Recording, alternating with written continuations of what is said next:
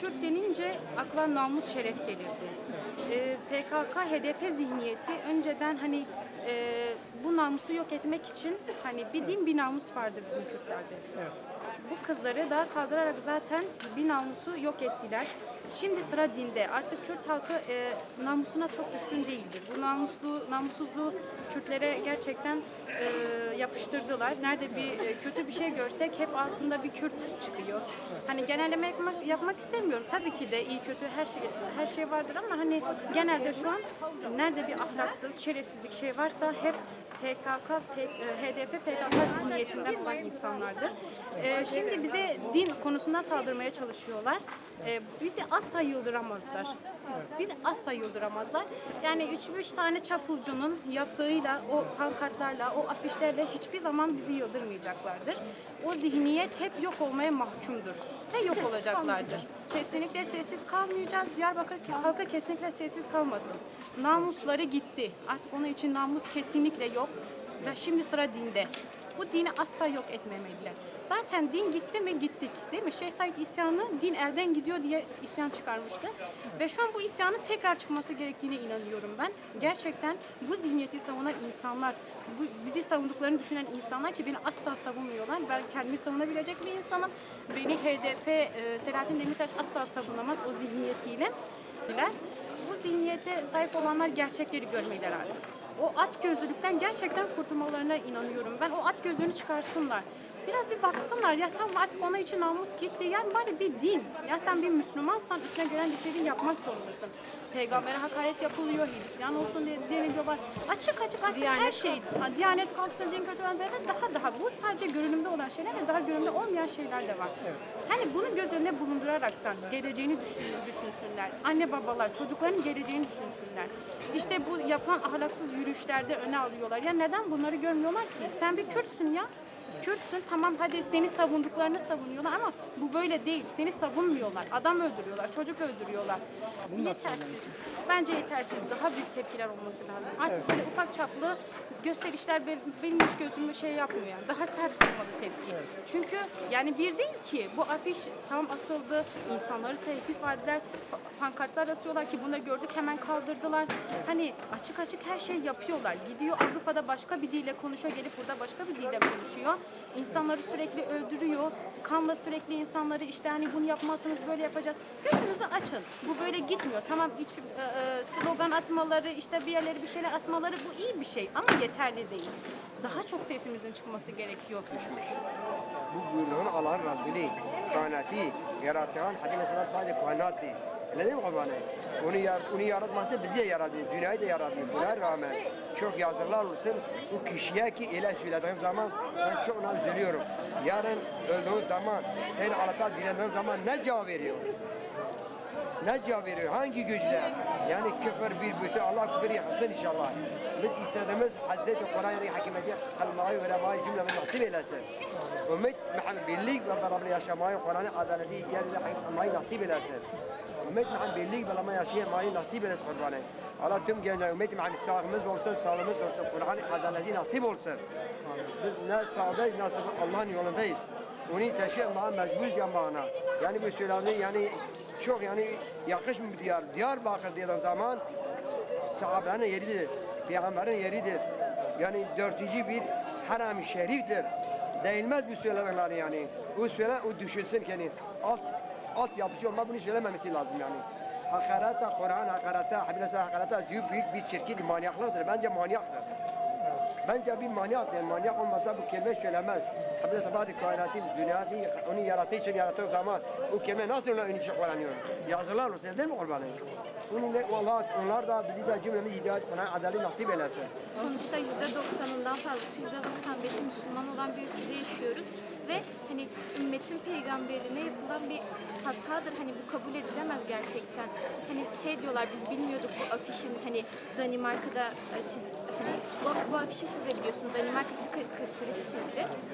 Bu karikatürü hani nasıl bilmezler? 5 yaşındaki çocuk bile bu karikatürü hani o Danimarka'daki bir karikatüristin haddini bilmez bir karikatüristin çizdiğini bilebilir. Hani sonuçta sonuçta sosyal medya var, televizyon var, kitle iletişim araçları var sonuçta.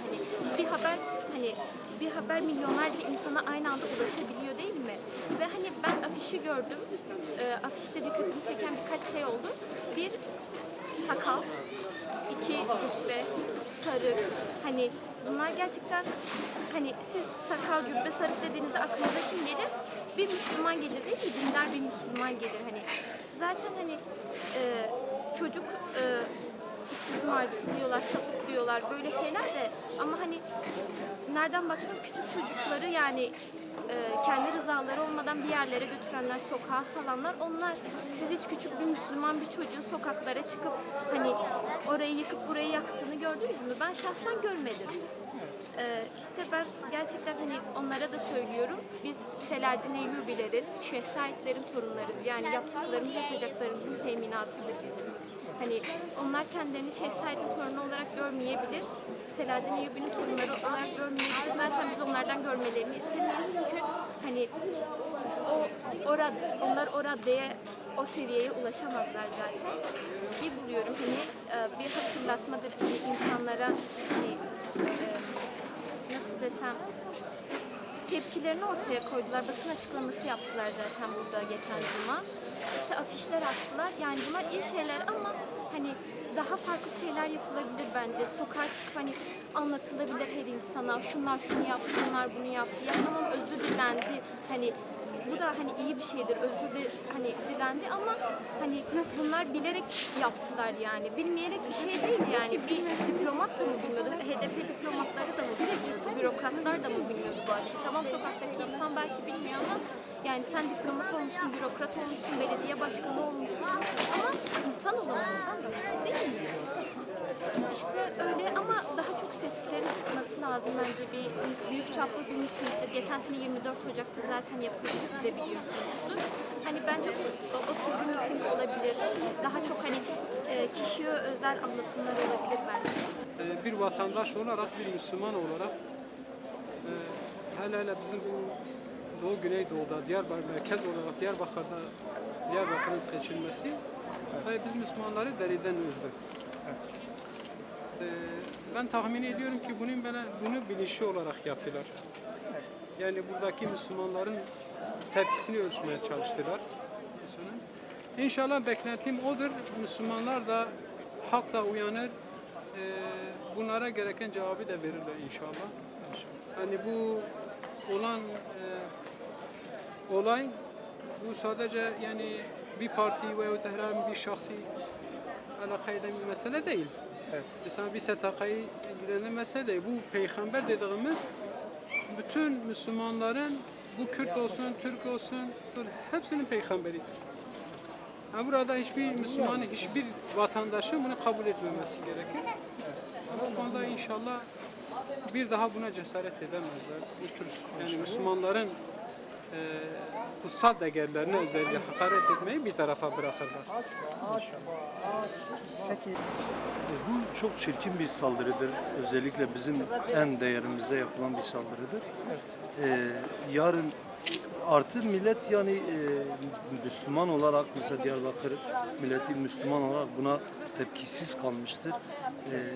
Yarın mahşer divanında ümmeti diye haykıracak bir peygamber için gerçekten çok tepkisiz kalmıştır halk.